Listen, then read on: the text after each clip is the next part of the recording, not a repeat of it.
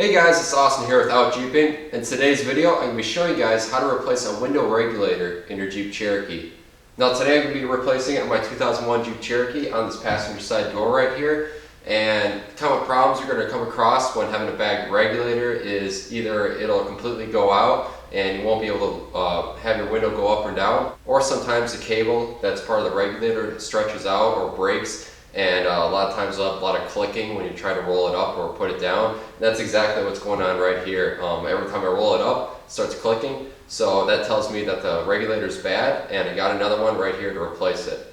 So I'm going to go through the whole process today, taking off the door panel and taking out the old one and putting in the new one. So let's get started.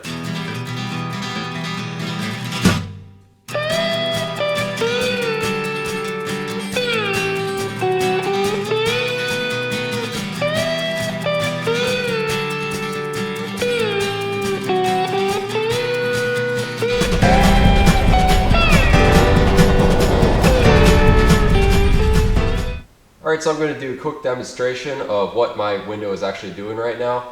The switch on here actually doesn't work, that's just a separate wiring issue, but I'll go and do it on the driver's side.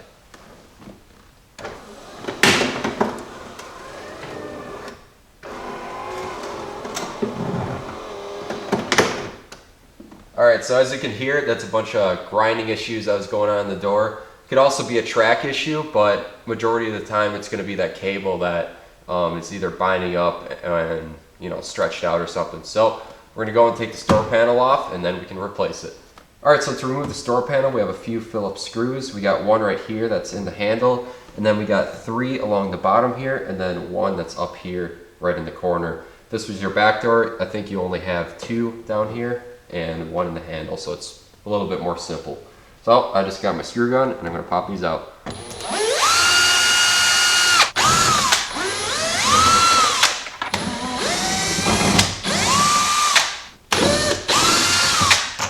Alright, so the next thing we got to do is peel up this door panel. It's held in by some plastic Christmas tree hooks on the back side. If you got a tool panel remove tool, it'll be a little bit easier on them so they don't break as much, but I just got a flathead screwdriver, so I'm going to go in there and try to remove them without breaking them. I should have coming up already, so pop it out. Then once you have everything unclipped, it's just going to be up here on this trim piece where it's notched in there, and that's where the door panel is kind of riding in.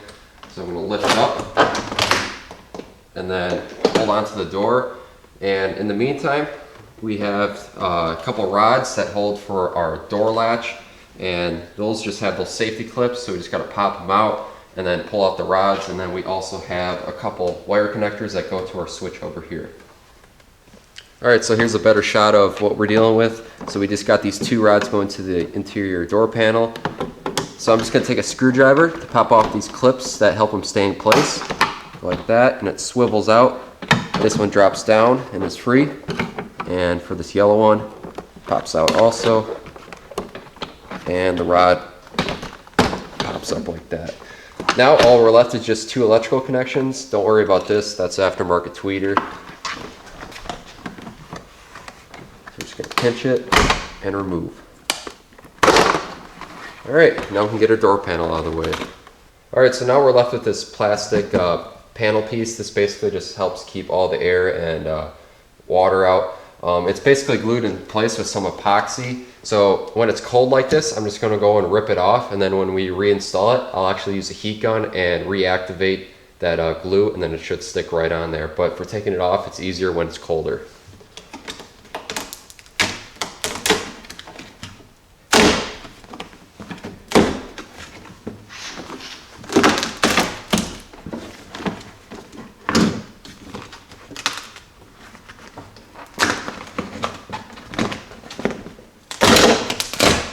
You don't have to remove it necessarily all the way, but just enough so that we can get at these nuts that hold in the regulator. Alright, so the next thing we got to do is actually have the window roll down. That way we should have some bolts down here that bolt to the window, and that way we can remove it. Now it would have been smart for me to actually do that when the door panel is on, because the passenger side switch needs to be plugged in to be able to lower down the window. So I'm just going to hook that up for a split second, roll this down, and then we should be able to unbolt it. Say if you're pulling one from the junkyard and you're not able to get power to the vehicle, what you could do is just tap into these two wires right here, positive and negative, that go right into the window regulator, and give it a little power from some battery from a drill or something like that, and then you should be able to roll it down and put it back up by just reversing the polarity.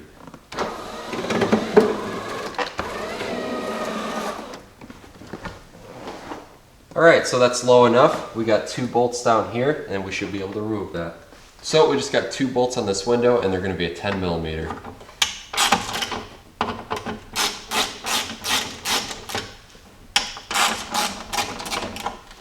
Alright, so once you have those 2 bolts out, the window should be loose.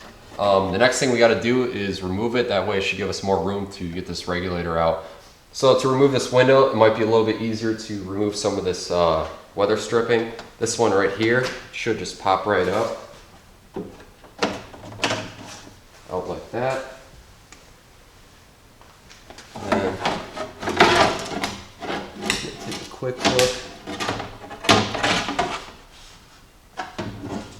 And then we can remove it like that. You don't need to necessarily take off any of this stuff. So I'm going to set this somewhere straight and we'll get at the regulator. Alright, so our regulator is going to be held in by 5 bolts. We got 2 over here, 2 down here, and 1 there. And we don't necessarily need to take them out all the way because they're kind of like slid into there, as you can see. So we just need to break them free. That way we should be able to slide up on this part and get it out. And same thing here, slide up on that. Now, first thing I'm going to do is disconnect this wire connection. It has a little Christmas tree that goes in from the back side. So if you have a screwdriver or panel tool, you can pop that off and we'll get that free. So this plug has a little red safety clip. You're going to want to pop that free, then squeeze down, and then it should unplug itself like that. So I'm going to go crack these free.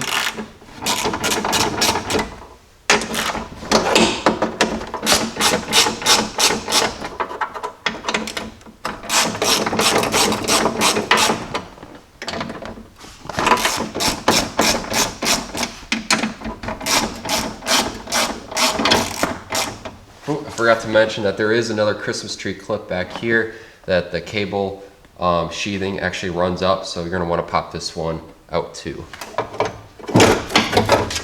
Forgot about 1 bolt under here.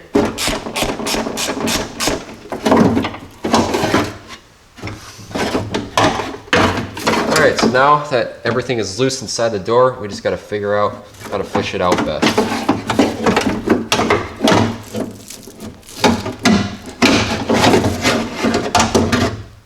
Alright, so once when removed, that's what it looks like.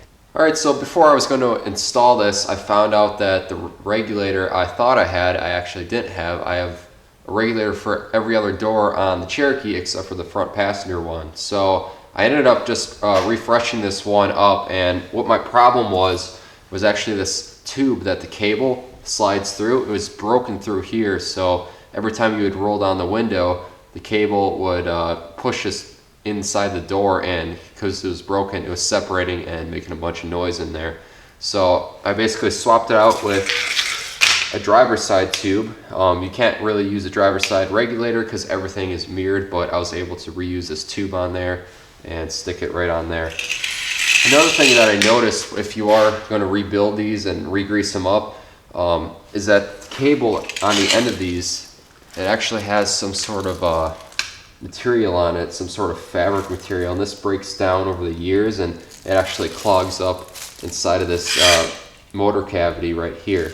And the teeth on the motor, they kind of build up with it too, and once that builds up, the teeth can't really dig as much and it'll start skipping on there. So I basically took off the motor, cleaned out the gear, and put some grease on some of this cable. That way it slides through the sheathing a lot easier, and just try to take whatever debris that was on here that was falling off as much as I could. So then I just greased up the motor cavity and bolted this motor back on. So now it's all ready to go back in the Jeep. I already tested out with the drill battery, so we're all good to go. All right, so now we're going to take our regulator and feed it into the door. We're going to make sure that this track right here goes up and down, and this motor bolts down there.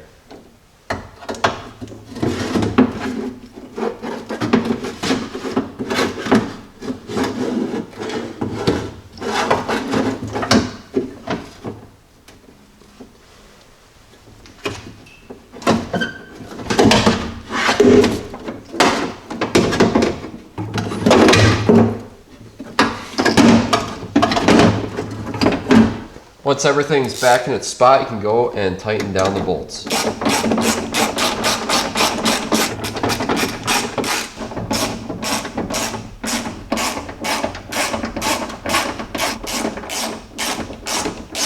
Alright, so we can take our power connection and re-plug it in, and then pop that red safety clip right over, and then using that Christmas tree, pop it back into the hole for the back side so that the wire stays in there nicely. Now we can go and put your door panel on quickly if you just want to test it out and make sure that everything works. That way we can get our little piece that bolts the door in the correct spot where we need it, right down here.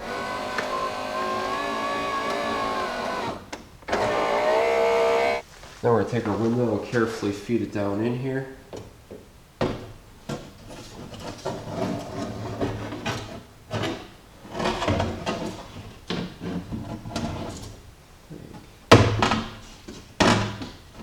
So the trick is to put the front end in first, and line it up in the track, and slowly have it come down.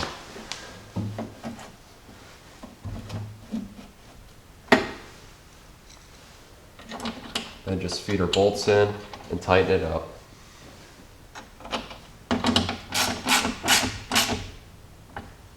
Nothing crazy tight so you don't crack the glass. Just a nice firm tightening. Alright, so now we can take our little inner plastic piece right here. Make sure we feed our rods through. And to reactivate this glue, I'm going to use a heat gun. That way it makes this nice and sticky again, and then we're going to firmly press it into place.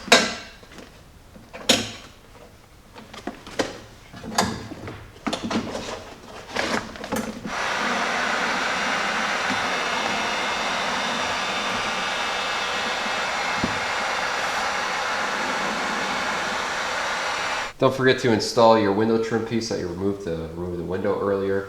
That just pops right in here, right in the pinch seam of the door. Alright, so now we can take our door panel and plug in the electrical connections. And then, just like you took the rods, push them back in their place, and then take that little clip and rotate it so it locks back onto it. That way it's locked in there. And then we want to take the top of the door panel, slide it on top of this trim piece so it locks inside the groove, and then make sure our clips line into place, and then we can pop it all back in. And then we can take our screws and screw it back into place.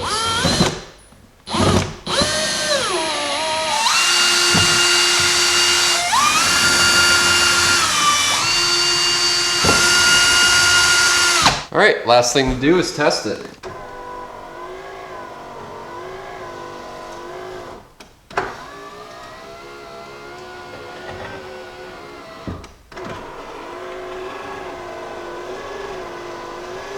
Hopefully your circumstance might turn out a little bit better than mine, but it still works for now. It's not making any clicking noises like how it did before. It's just a little bit slow, but that's what you're going to get when you still use a used part. Alright guys, that's going to be a wrap for today's video. Hopefully you found this helpful for the project that you're working on. I'll see if I can find a link on where you can find regulators for a Jeep Cherokee brand new on Amazon. Otherwise, I mean, the junkyards, they're full of Cherokees, so you can probably find one pretty cheap. So, I want to thank you guys for watching. Make sure to like and subscribe to the OutJeep YouTube channel to help keep these videos coming. Until next time, I'll see you guys in the next video.